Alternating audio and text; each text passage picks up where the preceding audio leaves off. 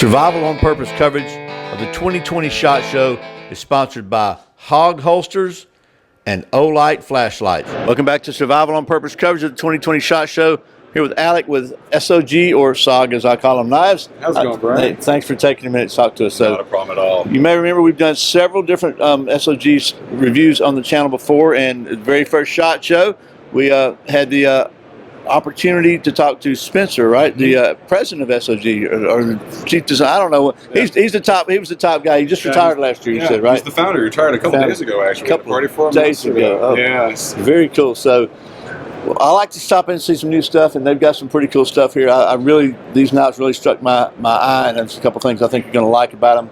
And then you've also got Alex got a fixed blade to show us, right? So I do. Which you want to start with? So let's just start with the fixed blade, since you got it in your pocket. All right. So you guys remember the Seal XR from last year? Now we're sort of starting that and redesigning it again for the Seal FX. We still have Seal XR kicking around, but if you want something that's just a little bit slimmer overall, but still has that nice burly fixed blade, USA made, as 35 VN, and nice little Tonto tip on that. Sort of the next evolution of our Seal line. Okay. The neat thing about the sheath too is that knife goes in one way and the other. You don't have to be too particular putting this one away with the Kydex sheath. Sometimes it can be a little bit finicky. Not the case anymore. Completely ambidextrous. Compatible. Completely ambidextrous. You can just pop this bolt off, put it on the other side, tip up, tip down, whatever you like, or just full on lash it to your gear. And also, I thought I bought that already. it is a full tang knife. Yep. So the reason we talked to Spencer was to ask about the Seal Pup, if it was a full tang knife or not.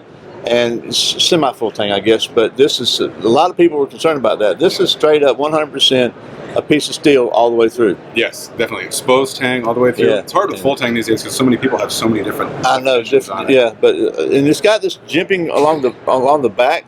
It's it's the kind of jimping I like, because it's not too aggressive, but it does the job. Because sometimes it's like, it's almost like leaves marks on your fingers. Yeah, you know? almost like a saw blade. But this one's going to stick in your hand no matter what else is on there, grooves. wet, cold, slimy. Nice little protective guard there.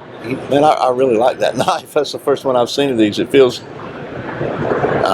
really good in my hand. And then it's Molly compatible. You could also put it on the belt. Yes. So that's pretty cool. And the drain channel here, so because it's a seal knife, right? So you have to do that. Sometimes stuff gets on your blade and you don't want it to stick around. You just rinse it out. So what's the model name on that one now? This is going to be the Seal FX Tonto, dropping this fall. So Seal fixed FX Tonto. Pretty cool. So that's not in production yet, not out for sale yet. Not quite yet. No, coming out later this year. Okay, and then here we've got. I thought this was a really cool knife. And this is the Pentagon Xr. Pentagon Xr. We've had the folding line of Pentagons for quite a few years now. We decided to give it a little bit of a steel upgrade and technology upgrade. So you've got CPM, Cryo CTS XHP. Apparently I need more coffee. One hand open, one hand closed. You can open it just with the locking mechanism by popping the flipper, or if you want to guide it out manually, or just snap it with a thumb stud. Fully ambidextrous. We designed this for really high-speed operators and guys who want to have something that's a really close-quarters fighting knife. That's why it's got the double-edge serration right at the the double-edge sharpening at the tip, so it's easier to penetrate in. And then nice, smooth, rounded butt, so in case you need to strike through, you're not smashing your hand on something that's not as friendly to your hand. Yeah, that's what really, because I like a spear point design blade. I think it's really good for especially for defense and just for multiple use. It's a good all-around blade. And I really like that. If you can, I don't think folks. I like that little sharpened tip. That just gives it a little bit of extra pokeability. Yep, cuts on both edges as it goes in. And I really like the way the lock works, because your one hand is one hand, and so many times you can open with one hand, but you still got to have two to close it. Exactly, or against your hip or something else. And it's just also ambidextrous, so the clip's completely removable. Tip up carry, which is what every knife should be in my opinion. So that one's pretty nice. I like that. And then it's also got a kind of a little finger toil here. So what this reminds me of almost is a folding Kephart.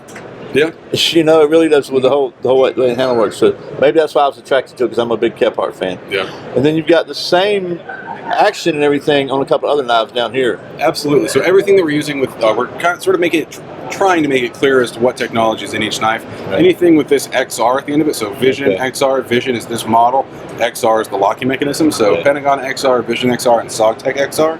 You're still going to have that one hand open and close. The lock strength that goes north of 1,500 pounds. 1,500 pounds. North of 1,500 pounds. North of 1,500 pounds. That's strong. It varies depending on the model and how thick the liners are. We've tested some that are going upwards of 3,000, but again, depends on the model. In any way, any day and age, 1,500 pounds. I can't think of any situation that would put that on the knife. That's strong. And then Tonto, I like Tonto blades, especially for you know, that sort of fighting type defensive knife. Yeah, or you can put, you're in a survival situation, if you're training for it, you can put two slightly different edges on it. Use one edge more of as a fine carving scalpel. Yeah. And the other is the bolt carving tool. Vision's another line that we've had going on for a long time, decided to need a bit of an upgrade. That's kind of the theme that we're going with this year. Yes. It's taking stuff that we've loved in the past, but needs a bit of an update. SOG-tac Xr. SOG-tac line is also our automatic knife line. We're also making it a little bit easier to get your hands on if you're in a state that does not allow you to carry automatic knives. Functions just as quick. It's just something that's more legal to have because it's not even assisted. So I didn't even know you guys did automatic knives. We do automatic knives. Nothing quite shiny and new this year, but I've got a couple kicking around if you want to see what they're like. Just follow us along. We're going to take a booth tour. So I've got 3 automatics here. 2 of them are on this case right here. Another one's in a drawer. I'll grab that in a second. So this is the Spec Elite 1 automatic. Right-handed dedicated, typically, so you got the safety on the back right here. You can definitely use it with your left. It just depends on how you like to do it. Right. And so safety there, kick that down, push the button, opens up. Pretty straightforward. That's pretty positive. It is, definitely. The MSRP is $143, so that's a good price for an automatic. Definitely. Oh man, you know I do this all day, right? Yeah, that's strong. Definitely. It's light too. That's aluminum, I'm assuming, right? Scales, yep. Then we have the SOG-tac automatic, so you can sort of see the design language that we had in the SOG-tac XR carried over here. Tonto, a little bit more aggressive. Some people like the finger choice, so you can actually get a good grip on the knife. Personally, I prefer to take up less space, but that's just me. Yeah. And then if you're in California and you're able to have something under 2 inches, so we also have the California Special. This is kind of fun carrying in the office for the first time, but you actually have teeny tiny California nickel blades, so it's under 2 inches, but automatic and a handle you can actually use. As far as everyday chores, this is kind of all you need, or can definitely serve the purpose of all you need. If you're out in the woods, it might be a little bit less for you, but it's nice to have as a backup. Thanks for, again, you know I like automatics. We've done several automatics on the channel because I happen to live in free America where it's okay, so which is cool. But I didn't I think your price point's really good. I know there's a lot of people that are making autos that are like a lot more money than that, and good for them. But it's always good to have something that the average person can afford. So if you happen to live in free America and you can have an automatic knife, then this would be a good option for you, because I'm telling you that one, the Spec Elite Auto, that's pretty slick. So and so are all the other knives. Thanks again for taking a minute talking to us. No problem at all. Thanks for watching Survival on Purpose coverage of the 2020 SHOT Show. Remember, survival is not an accident, so be prepared. I'll see you next time. Take care, folks.